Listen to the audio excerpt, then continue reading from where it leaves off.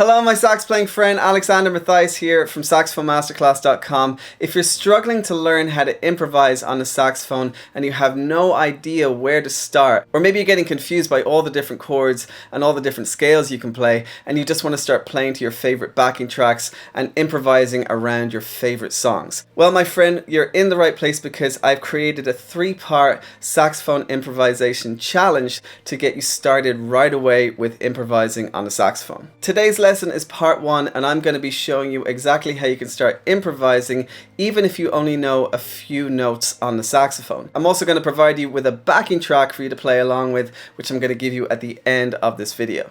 And so the goal of today's lesson is to just get you into the mindset that you can improvise. And we're going to start with just a few simple notes on the saxophone, which arguably are some of the easiest notes to play and some of the first notes that you play when you start on the sax. The notes are G, A, and C, and I'm calling these notes a melodic cluster. And I'm going to be showing you 2 different melodic clusters today. So let me just show you the fingerings for these 3 notes, G, A, and C, and then we're going to get into how you can start improvising around these 3 notes. So the 3 notes of this first melodic cluster are G, A, and C.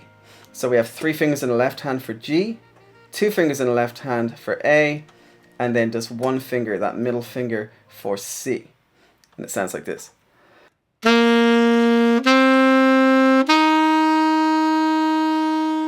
So before we move on, practice those 3 notes, maybe do some 8-second long tones on each of those notes. Practice going up and down those 3 notes because that's what we're going to use to start improvising on the saxophone. And if you want more guidance as you're working through this lesson, go ahead and download my free PDF for today's training. Just go to saxophonemasterclass.com/part 1, and that will give you all the note names that I'm showing you today, that will give you all the fingerings I'm showing you today, and it will give you an overview of everything I talk about in today's lesson. That PDF is completely free, no strings attached, and I've actually given you a link in the description of this video as well, so go ahead and download it now. So how do you start improvising around these 3 notes? Well, I actually have a backing track that I'm going to use for you to play along to, and I'm going to give you an example of how you can improvise around these 3 notes to that backing track.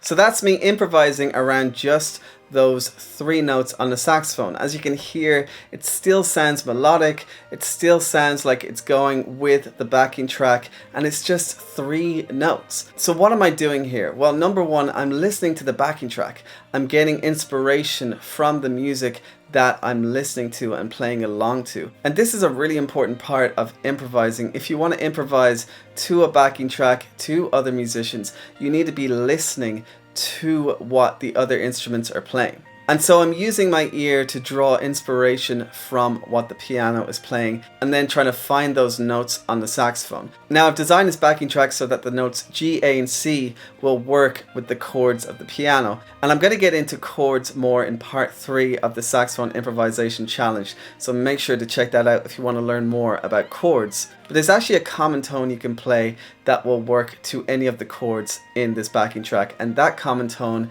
is the note C. So we can just play the note C and it's going to work on every one of the chords that are being played on the piano. So I really want you to experiment with that first. Just take the note C and play along to this backing track. Remember, you can get the backing track at the end of this video. If you're on YouTube, I put chapter markings on the video so you can find the alto or baritone backing track, or you can skip to the tenor or soprano backing track. So go ahead and experiment with that backing track, just playing the note C. But first, let me give you an example of just playing the note C along with this backing track and how you could even make it sound melodic.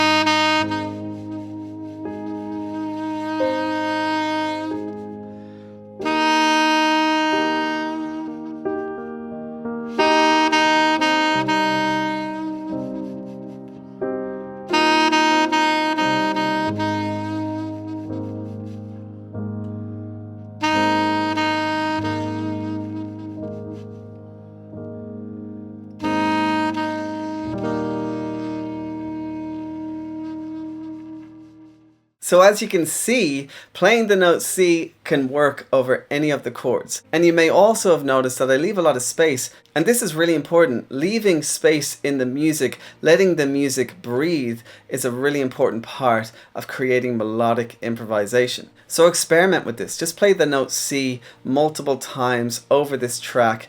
Take breaks in between, take breaths. Try coming up with different ways of just playing the note C. And more importantly, try to just have fun with this. Don't think about it too much. Don't judge the creative process. We're now getting into the creative process of improvising with just one note. And the important part of this is just to get into it, have fun, and enjoy playing music. So once you've experimented with that, now we can add a second note. Let's just try adding in the note A this time and switch between C and A using different rhythms and listening to what the piano is doing for inspiration as well.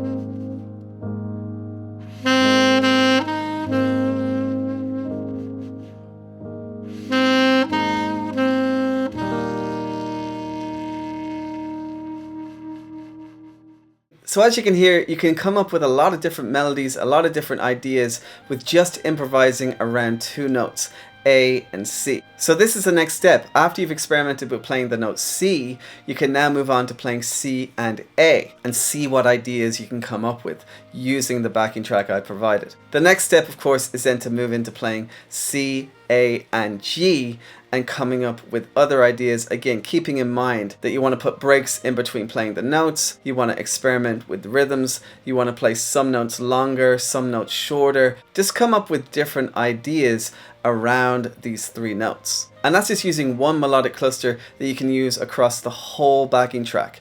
Now I want to show you a second melodic cluster that you can also use on the whole backing track, which are the notes C, D, and E. Let me show you. So the second melodic cluster I want to show you is C, which is just that middle finger. Then going up to D, 3 fingers in the left hand, 3 fingers in the right, with the octave key on the back. And then up to E, which is 3 fingers in the left hand, 2 fingers in the right hand, and that octave key in the back. Sounds like this.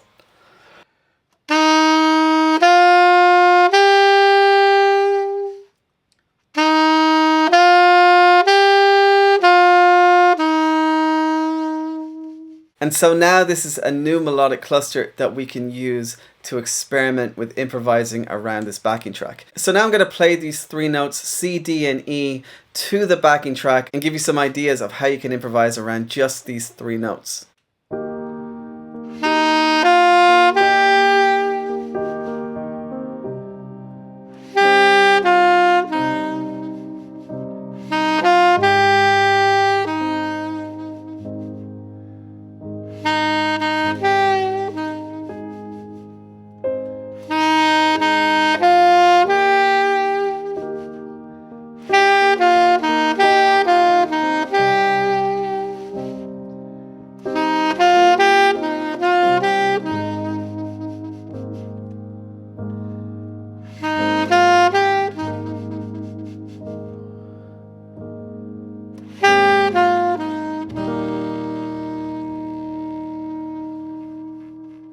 So as you can hear, this second melodic cluster of C, D, and E also works across this whole backing track with all the different chords that are being played on the piano. So again, experiment with this melodic cluster. Just focus in on these three notes and see what ideas you can come up with. And the reason why I showed you these three notes is not just because they work with all the different chords in the backing track, but when you combine them with the first melodic cluster, we actually come up with a really interesting scale. And that scale is called the C major pentatonic scale.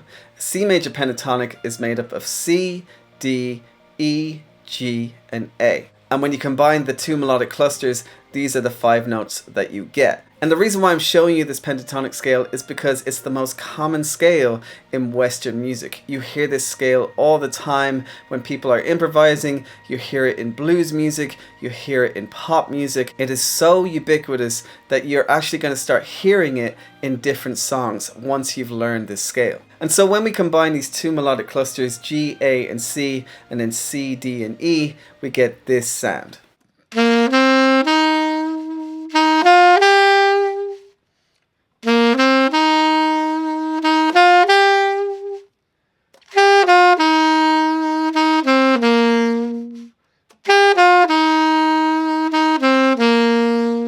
And so now we have an even bigger palette to play with. We can use the notes of the C major pentatonic, and we can start experimenting with improvising around these 5 notes. So let me give you another example of improvising around these 5 notes. And remember, the C note is the common tone. So if you ever get lost, if you ever feel like some of the notes you're playing don't work with the chord, just go back to your C note and it's going to sound right every time. So I'm going to switch back and forth between the first melodic cluster of G, A, and C, and then the second melodic cluster of C, D, and E, and you can hear how quickly you can really start forming an improvised solo with just these 2 melodic clusters. So I'm going to give you an example of playing the C major pentatonic scale split up into these 2 melodic clusters of G, A, and C, and C, D, and E. I'm going to switch between melodic cluster 1 and melodic cluster 2 so you can actually hear how they can come together and make your improvisation sound really melodic.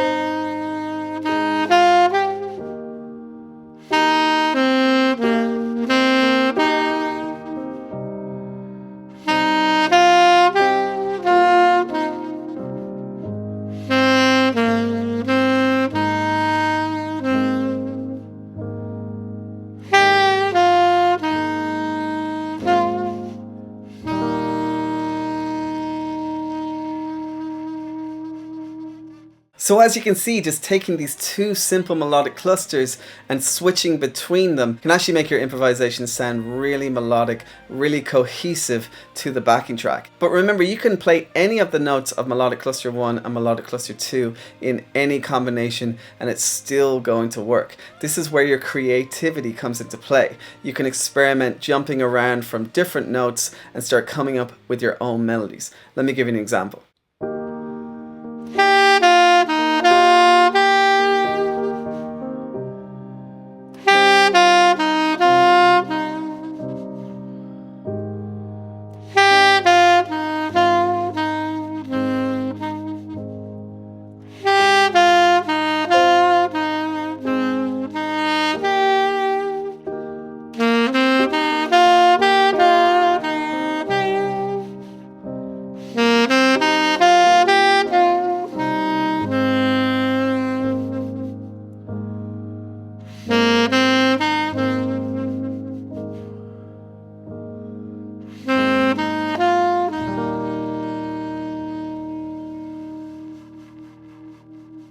So there you have it. I've given you a backing track for you to experiment with. You can just use these 5 notes, these 2 melodic clusters to come up with your improvisation ideas. And you can start to tap into your creative side and start having fun with improvising on the saxophone. I really hope this was easy to follow so that you can start developing confidence with improvising on the saxophone. If you did find it helpful, please let me know in the comment section below and let me know how you got on with improvising around these melodic clusters and around the C major pentatonic scale. Remember to keep coming back to this video so you can experiment with playing along to this backing track. And remember, if you want to slow down the backing track or speed up the backing track, you can using the settings of the video player. If you want to get the guide for today's lesson, make sure to go to saxophonemasterclass.com/ part 1, where I give you all the fingerings, all the note names for these melodic clusters for the C major pentatonic scale. And I also write out step by step what you should be working on in order to experiment